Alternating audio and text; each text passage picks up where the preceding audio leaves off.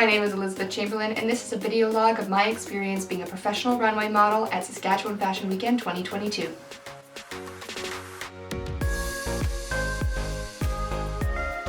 A lot of people ask me how I got this job in the first place, so I'll start off with that. Early September, I received a text from my agent, Lisa Marie, with Edge Agency, which is a talent and modeling agency based in Saskatchewan, and she told me about Sask Fashion Week. The deadline to apply was about a week after I had initially heard about it, and the requirements were a couple of photos of me as well as a video demonstrating my basic model walk.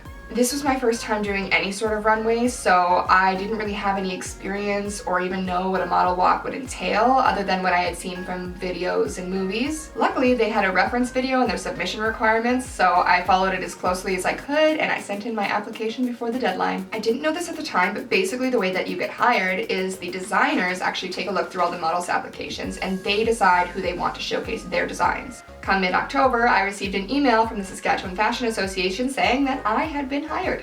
There were around 50 models that were selected and over 100 applied. The models that were selected were mostly from Edge Agency, Masala Agency, and Straight Agency. However, there were some models there that were from other agencies as well as models that were self-represented. Some models were hired for only one walk on one of the 2 days, and some models were hired for up to 7 walks spanning over the course of both days. I was hired for 2 walks, and it just so happened one was on each day of the event. The models were called for several days. 2 fittings on 2 separate days, 1 dress rehearsal, and then whatever days of the show you were hired for. The first fitting was scheduled for early October. It was cancelled, and I'm assuming that is because the model selection decisions were still being made at that time. The second fitting, which ended up being our first and only, was scheduled for the end of October. During the fitting, I met my amazing, beautiful, and talented designer Melissa Squire, and I got to try on some of her pieces. The hair and makeup artist managers were there as well, and they all discussed and decided their combined image for how to orchestrate each look. After my fitting, there was also an optional model training session, which I absolutely was not going to miss. The lovely Paula Collins was leading this session. The session slightly overlapped with my fitting, so I missed the introduction, and I didn't even know Paula's name or who she was when I showed up. All of the models were lined up on either side to create a runway, and Paula was confidently strutting up and down that aisle giving instructions. The models were so beautiful, every single one of them. I have never been around so many tall women in my life. It was a dream come true. Looking another woman in the eyes and our eyes being at the same level, awesome. Looking up to another woman, awesome. Looking equal or up to a dozen women at once, that's unheard of for me. It was incredible. All the models had a pole behind their arms like this. And the pole's there to basically make sure that your arms don't swing when you walk. The models were walking down one at a time, and it got to be my turn, and Paula took one look at my shoes and stopped everything and said, "Girl, where are your heels?" I was wearing these little kitten heels that are, I don't know, an inch, if even that. To be honest, I didn't even really own heels. Since I'm so tall, I never wear them. They specifically asked for black pumps, and they were the only black shoes I had that had any sort of heel. They're actually dance shoes, which I use as character shoes for musical theater. So clearly I don't know anything about shoes or heels or anything like that, so I immediately apologized and asked her how high of a heel I should get. She looked around and she pointed at this model wearing these gorgeous 4 or 5 inch stilettos and said, those are heels." I know that I should have been mortified that she was scolding me in front of all the other models, but honestly, all I could think of was that this was probably one of the coolest things that had ever happened to me. She was so sassy and beautiful and powerful and strong, and I didn't even know who she was at that point, but I knew that whatever she was going to say to me, it was going to be gold. During that session, I learned a lot about what a model walk actually is. We would walk down and she would record us and show it back to us so that we knew what we looked like. She would often make us do it twice, giving us instructions on what we should change between tries. We started off learning the basic model walk, and then she switched it up. She would have us do something different, go down in pairs, or go down switching off. The creativity she was throwing at us had me leave that day smiling ear to ear. The next day that the models were called was the Friday before the event. This was our dress rehearsal day. The dress rehearsal and the event was at the Bessborough, which is a gorgeous hotel in Midtown Saskatoon. I cannot stress how beautiful this building is. The chateau-esque architecture is incredible, and I think they did a wonderful job at maintaining a lot of the historical elements of the place while still keeping it updated enough to be comfortable in our modern times. One of my favorite aesthetic parts of the hotel is the pictures they have everywhere of blueprints, old photos of the hotel, sometimes with little historical facts on them. Using one of their photos, this is the room I think I was staying in just due to the turret thing in my room and based on everything I could see from my window. After checking into the hotel room, I headed down to the conference level for our dress rehearsal. My first stop was the model room, which would be our home base for the next few days. It would be where we get our makeup done, get our costumes on, get our touch-ups done, as well as where we could just hang out and chill without the public seeing us. Looking around the room for the first time was really cool because even though I didn't know a single one of them, I did know that by the end of the weekend, we were all going to be really good friends. The only person I knew there, and the only person I knew the entire event, was my agent, Lisa Marie. Lisa was also the model manager for the event, and we were so lucky to have her around. We would have been completely lost without her. For the dress rehearsal, each model needed to be there for only half a day depending on which day they walked. Since I walked both days, I was there the whole time. My first walk was second on the first day, and my second walk was last on the second day, so I actually had a lot of time in between. I didn't have to be there the whole time, but I used the extra time in between to walk around and watch everything that was going on. I took a little break where I went to the restaurant at the ground level of the hotel and grabbed some food, and then I went back to the rehearsal. We did rehearsals for both days back to back. The Saturday would be the Wearable art show and gala, and the Sunday would be the fashion show. The Wearable art show and gala was mostly for independent artists and designers, whereas the fashion show was mostly for companies showcasing their lines. For me, my designer Melissa Squire did both days. She created wearable art pieces for the Saturday showcase as an independent designer, as well as showcased her line for the Sunday show for her company, Melissa Squire Fashion Design. Not to mention, she also had a booth set up in the Sask Fashion Week marketplace. I could be wrong, but I'm pretty sure she's the only designer that did all three. Melissa Squire is incredible. I'm not sure how she does it, and I don't know if that woman ever sleeps. At the end of the night, I went to restaurant 224, which has extremely affordable and extremely tasty Vietnamese food. I then went back to my hotel room and saw this incredible view out the window. Another great day. Now, before I get to the actual event, I would like to say that I'm going to be using some photos taken by the official event photographers, and I'd like to credit them for their amazing work. All of the photo booth pictures were taken by B. Jonathan Michael. The photos taken by Nathan Regami have his watermark in the bottom left corner. I believe all the other professional photos were taken by Jeff Daranowski of Frozen Wave Photography. If you see any low quality photos, those were probably taken with my phone by whoever I could flag down nearest to me. All of the vlog style video was taken by me. Though the professional event videographers, shots by Axel and Cozy Couch Media, did do a really good job, and if I could have gotten a hold of their gorgeous footage, I would have. I will leave links to all their info in the descriptions as well as some little captions in the video. On Saturday for the Wearable Art Show Gala, I headed over to the Revamp Salon at 11:30 a.m. There I got my hair done by the wonderful Emma Charko, and it was supervised and designed by the brilliant manager Meghan McGrath. It was very fun because they had a bunch of students observing in the room, so sometimes I had upwards of 5 people working on my hair at once. At one point Meghan said to me, "I was about to ask you if you feel like a model having so many people work on you at once, and then I realized you are a model."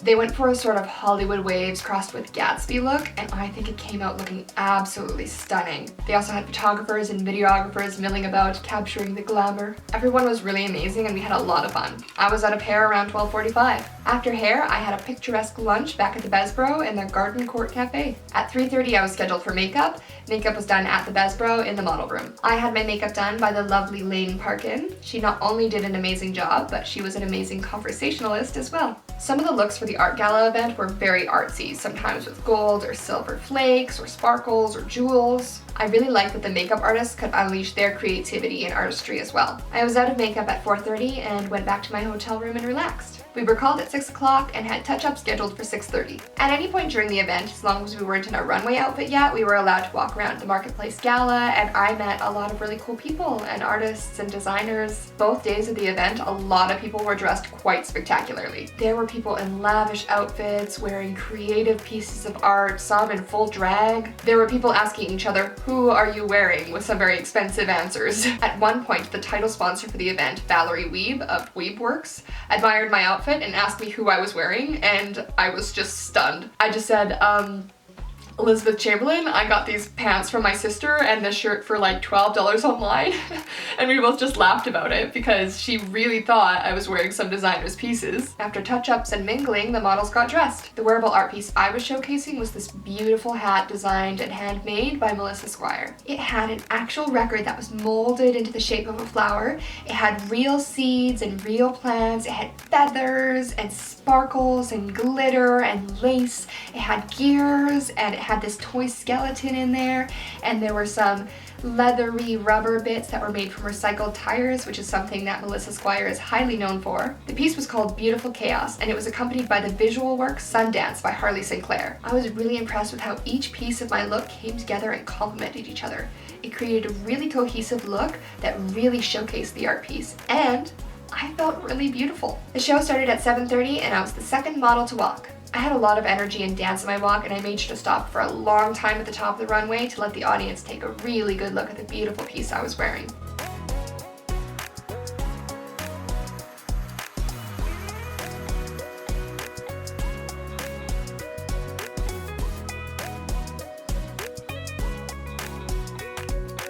The piece I was wearing ended up winning an award in the Headpiece category. I felt very proud and happy for my designer, and I also felt very privileged that I got to wear a winning piece. After the event was over, we were invited but not required to walk around the marketplace, interact with people, and let them take a closer look at the art piece. That marked the end of the event, the Wearable Art Show Gala, on the Saturday evening. On Sunday, my hair and makeup were both scheduled a bit later, so I started off my morning by sleeping in and then visiting the pool, sauna, and hot tub area at the Bez. After swimming, I got food at Pho Station, which was once again really good. I promise I don't eat Vietnamese food this often, but I was having a craving that could not be satiated. When I got back to the Bez, I noticed the pool area was closed for maintenance, and it remained closed for the rest of the time that I was there, so I'm not sure what I broke, but I'm sorry. I had heard wind of Paula Collins thinking about offering a modeling workshop in the afternoon, so I inquired with her about it. Some things had happened, but due to my interest, she ended up offering me a one-on-one seminar instead. I cannot stress how invaluable this seminar was for me. First of all, I actually learned who she was. This lady with whom I did a training session,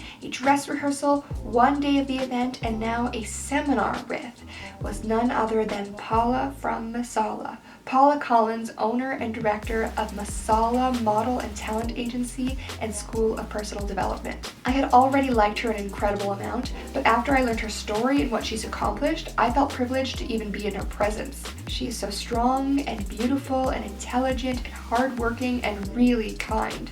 I honestly felt like I made a real friend in Paula after that point, and I learned really useful tips and tricks about the modeling industry. She really believed in me too, which was really heartwarming and inspiring to hear from her. She thinks I have it in me to go as far as I want. After the session, I had to run over to the makeup room for my 2:30 appointment. Madison Prosofsky was the makeup artist working on me that day, and she was an absolute pleasure as well. She did this really soft, dewy, glowy, fresh look on me that I was a huge fan of. I was done makeup at 3:15 and drove to the Revamp studio once again for my hair appointment at 3:30. Sarah Anderson did my hair that day, which was once again supervised by Meghan McGrath. She did my hair in this low, slick back bubble braid ponytail, which was honestly probably very difficult considering I have a bit of a baby fringe. She did it with ease and what seemed to be no trouble at all, and my bangs stayed hidden for the rest of the day. I was out of hair at 3:45, so it literally took her 15 minutes. I didn't know this until I saw the rest of the models at the Fashion Runway event on Sunday, but everyone's hair and makeup were very similar to each other. There were lots of slick bubble braid ponytails with fresh, dewy, glowy makeup. Honestly, the combination of hair and makeup on everyone was giving me serious French Coco Chanel vibes, and I was living for it. After my hair and makeup were completed, I visited the Midtown Mall at the end of the street from the Bez. I definitely kept my model tag on, and I definitely got some stares.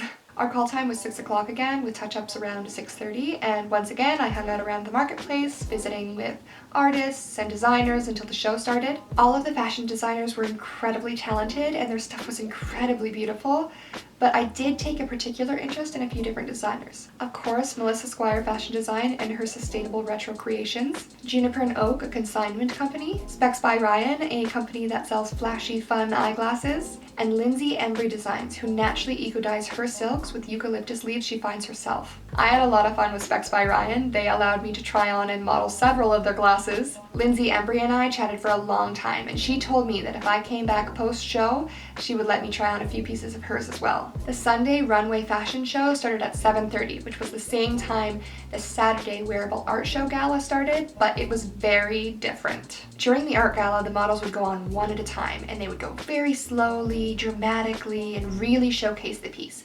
And there was an introduction and explanation between each one. For the fashion show, there were a dozen models per design company, and they would walk back to back showcasing a whole line of works. The line I was showcasing in was the very last of the event, so I got to watch every other line from backstage. It was fast-paced, and it was exciting. The piece Melissa Squire had me walk in was this knit or crocheted bodycon dress with this grayscale zigzag design. The sleeves were my favorite part. They were these long hanging princess sleeves that were definitely giving me 70s go-go dancer vibes. To top it off, I was wearing one of her chokers as well as a couple rings that were made out of her signature recycled tire leather. Melissa Squire's line was very fun and energetic and dancey, and the whole audience was full of smiles from ear to ear. After the event, I met up with Lindsay Embry and we had lots of fun dressing me up in her pieces and taking pictures of them on me in the photo booth. I learned a lot about her pieces and how much she puts into each one. I felt so privileged to be wearing such pieces of art, and I felt like I made a real friend in Lindsay and in her partner Arnfinn Kruger. Fun fact, Arnfinn was actually wearing a vest that was made as a collaboration between Lindsay Embry and Melissa Squire. It had Lindsay's eco-dyed silks and Melissa's recycled tire leather. It was quite a spectacular piece to look at. The event on the Sunday packed up much quicker than the event on the Saturday did.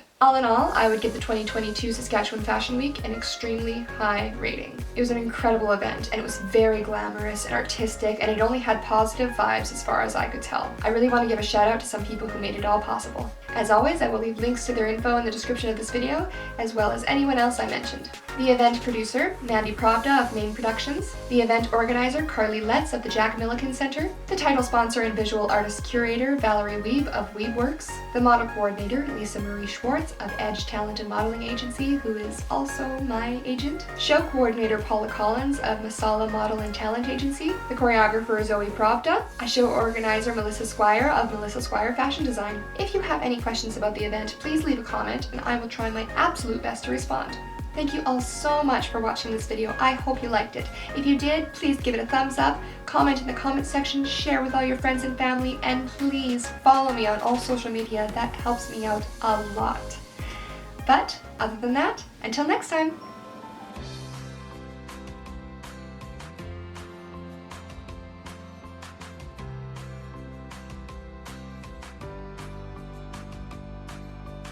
There were people asking each other, "Who are you wearing?" with some very expensive answers. Was that a spider?